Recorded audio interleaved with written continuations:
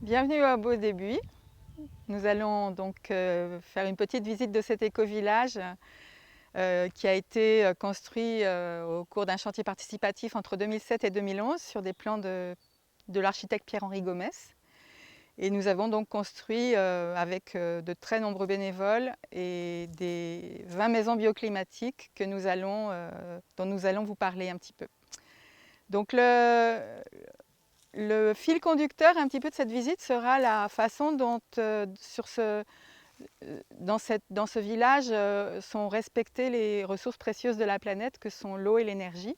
Et c'est pour ça que nous commençons notre visite ici, à côté de la station de phytoépuration du hameau des Buis. Donc un système de phytoépuration, ce sont des bassins dans lesquels sont des plantes phytoépuratrices, dont les racines portent des micro-organismes qui vont donc se nourrir des effluents organiques qui sont dans l'eau.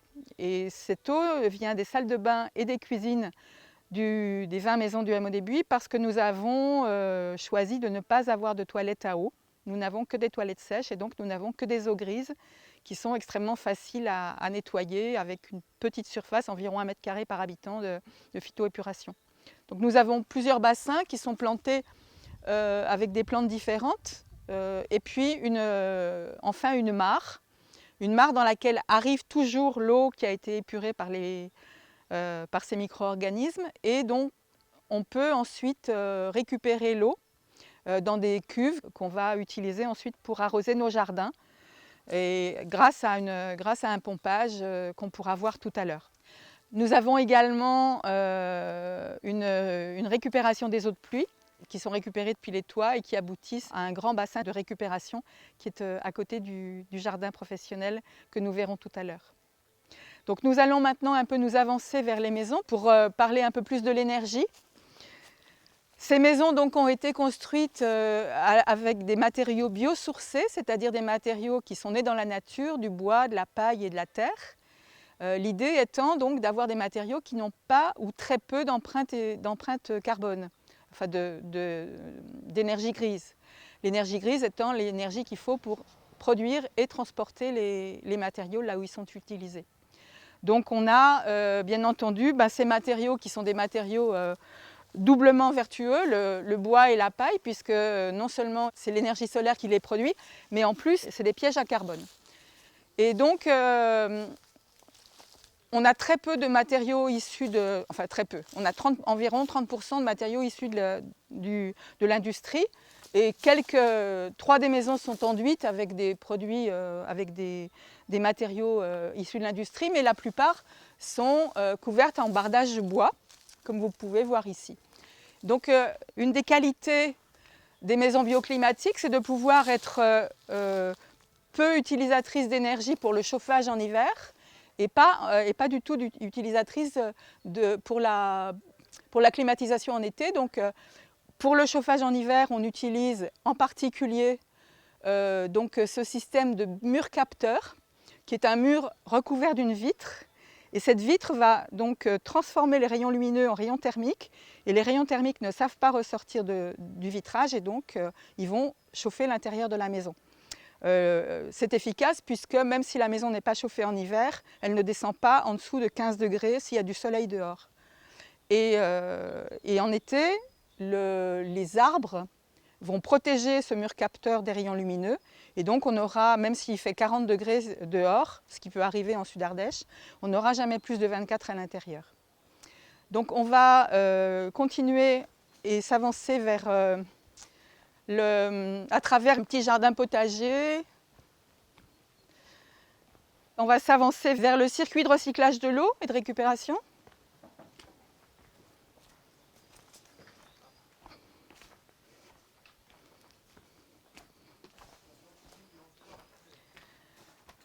Donc vous voyez ici l'eau qui vient de la phytoépuration, de l'eau récupérée de la phytoépuration. C'est donc de l'eau non potable, mais qui va nous servir pour arroser nos jardins. Il suffit d'ouvrir le robinet et la pompe se met en route, puisque les cuves sont en dessous, là elles sont plus basses. La pompe se met en route et on peut donc arroser nos jardins comme ça. Et vous voyez également ici le système de récupération des eaux de pluie, puisque donc on a les descentes depuis le toit. En bas du toit, il y a un drain qui permet la récupération de l'eau et donc cette eau va descendre ici. Elle va venir de toutes les maisons qui sont dans le secteur là et aller vers le gros tuyau de récupération qui va aller également vers les cuves dont nous parlions tout à l'heure. On verra tout à l'heure d'un peu plus près les toits végétalisés. Donc nous allons un petit peu déambuler dans le hameau. Alors vous voyez par exemple ici un autre mur capteur. Ce mur capteur n'a pas d'arbre devant, donc l'été, la personne qui habite là doit mettre une toile d'ombrage pour éviter d'avoir la chaleur qui monte dans sa maison. On va continuer par là.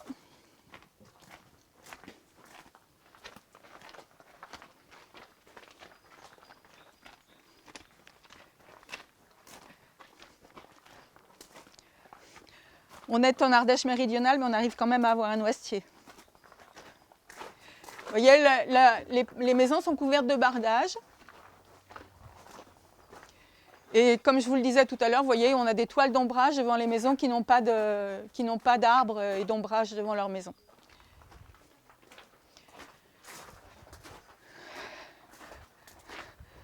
Donc nous allons arriver maintenant dans le secteur mutualisé, dans le secteur mutualisé avec donc des équipements collectifs. Vous avez ici la table de montage qui est appelée comme ça parce que c'est là qu'on fabriquait les ossatures bois au moment du chantier, les ossatures bois pour les maisons. Et c'est devenu maintenant l'atelier de bricolage mutualisé avec pas mal d'outillages électroportatifs, etc. Des choses qui sont utiles à tout le monde. Donc nous allons nous avancer un peu plus loin vers les jardins. Alors ce sont des jardins partagés que nous avons complètement fabriqués hors sol, puisque le sol c'est de l'argile quasiment pure qui est vraiment complètement inculte. Et nous avons donc dû fabriquer des espaces pour pouvoir cultiver des légumes. On a fait ce qu'on appelle des lasagnes avec du bois, de la paille, des feuilles, du fumier, différentes choses, du compost. Et donc ça marche relativement bien. Vous voyez, ça fait quelques années qu'on a ces petites planches là et donc on arrive quand même maintenant à avoir des légumes tout près de nos maisons, en plus des légumes qui sont produits dans le jardin professionnel. Alors vous voyez que là-bas, il y a le trampoline avec les enfants d'une fratrie là, qui s'amusent bien. Et puis, oh là là, des vrais acrobates. Et donc, il y a les balançoires, la table de ping-pong, et puis un banc pour papoter tranquillement entre enfants, entre ados, entre adultes, régulièrement. Donc nous allons maintenant aller vers l'observation des toits végétalisés. Et ça nous donne l'occasion de passer devant ce bâtiment, qui est un bâtiment donc, qui s'appelle Aurora, qui a un étage. Dedans, il y a 6 logements, une salle commune. Et il a été construit, en fait, c'était le premier bâtiment à étage en bottes de paille qui a été construit en France. Depuis, il y en a eu d'autres, mais donc celui-là était le premier, il y a donc maintenant une dizaine d'années.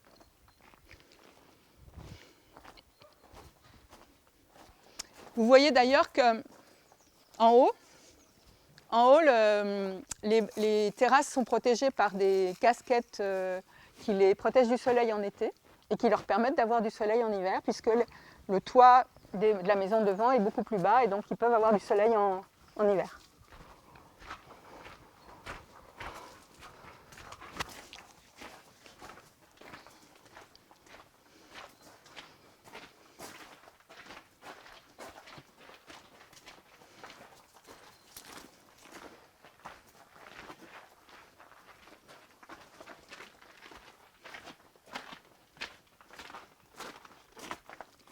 Donc nous voilà dans un espace où on peut bien voir les toits végétalisés. On voit très très bien que le toit est couvert avec une petite plante de garrigue qu'on appelle des sédums, et on voit qu'en bas du toit, il y a un espace rempli de galets dans lequel on va donc trouver ce drain qui permet de récupérer l'eau de pluie avant qu'elle soit collectée pour rejoindre le grand bassin. Nous entretenons ces toits régulièrement. Sur ces toits, nous avons également des panneaux solaires thermiques pour chauffer l'eau chaude. Pour chauffer l'eau, et cette eau va nous permettre d'utiliser moins d'énergie également, en particulier pour la cuisine et la salle de bain. Et également pour les lave-linges. On a des lave-linges à double entrée au chaud d'eau froide et du coup on utilise très peu d'énergie pour les lave-linges. On voit les panneaux solaires thermiques qui sont contreventés sur les toits là-haut. Alors vous voyez que par exemple ici on n'a pas d'arbres devant la terrasse, donc les habitants ont mis une pergola pour avoir un peu d'ombrage en été. Et on va maintenant donc aller voir l'intérieur d'une maison. Au passage, on voit cet arbre on a l'impression qu'il a un petit manteau en pierre, mais c'est qu'on avait dû terrasser autour pour pouvoir construire la maison. Et comme on ne voulait pas abattre l'arbre, on l'a protégé pour que ses racines soient à l'abri du dessèchement. Donc on va atteindre cette terrasse là-bas.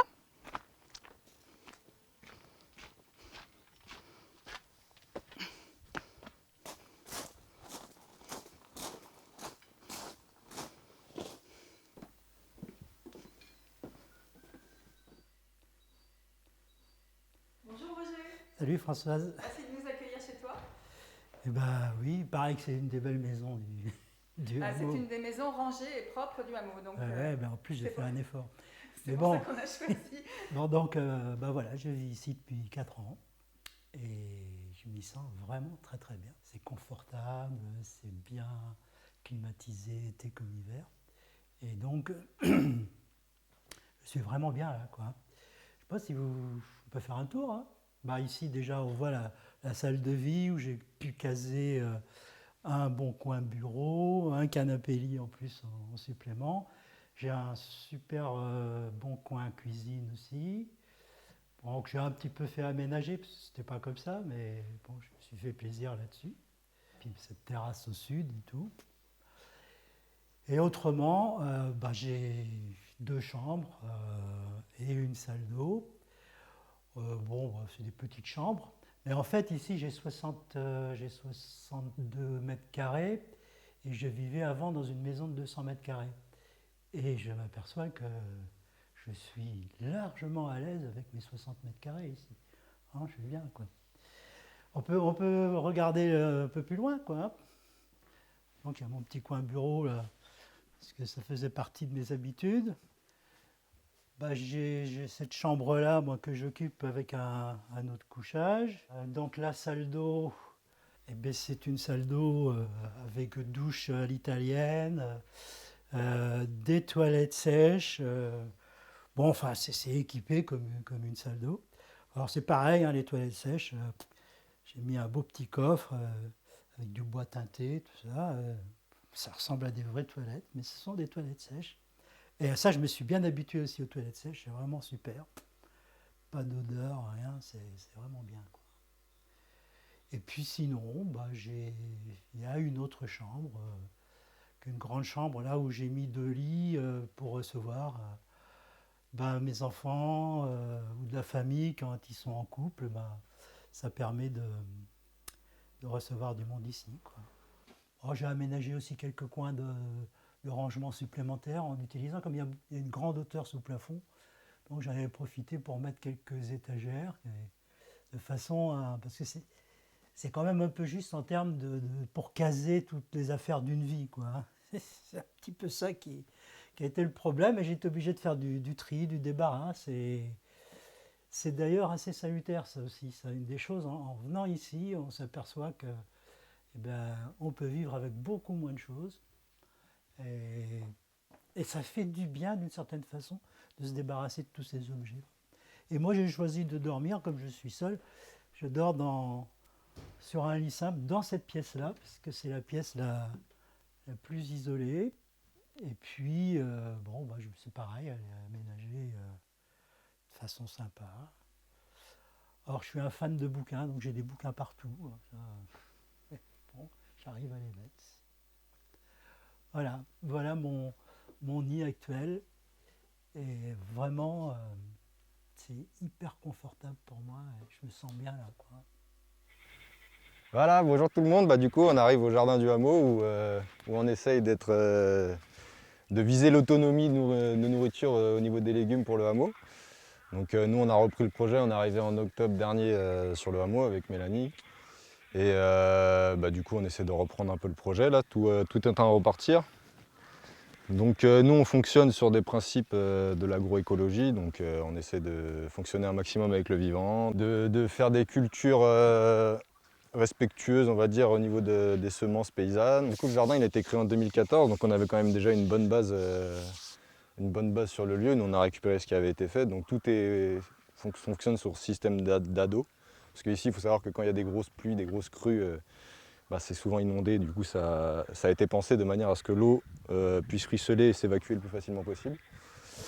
Du coup, au niveau de l'autonomie alimentaire, bon, on n'y est pas encore, on y travaille, on n'y est pas encore sur plusieurs choses. Tout d'abord parce qu'on n'a pas assez de surface, c'est pour ça qu'on a essayé de s'agrandir. Je vous montrerai, après on a agrandi un peu le verger. Du coup, nous, on sort de formation. En fait, on a fait une année de BPREA avant ça. C'est une formation agricole qui du coup, nous permet d'avoir quelques bases au niveau agricole, au niveau de la gestion, de la comptabilité. Donc, notre but, nous, c'est de créer une activité viable ici. À terme, on va pouvoir reprendre tout ce qui va être l'activité de chèvrerie pour pouvoir associer les deux activités tous les deux.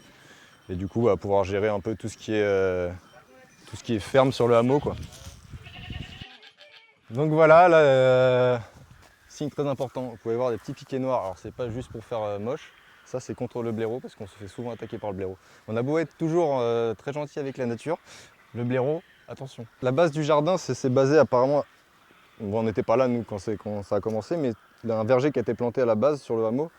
Et du coup là le but c'était d'implanter les cultures au sein du verger, donc c'est une des bases de l'agroforesterie on va dire.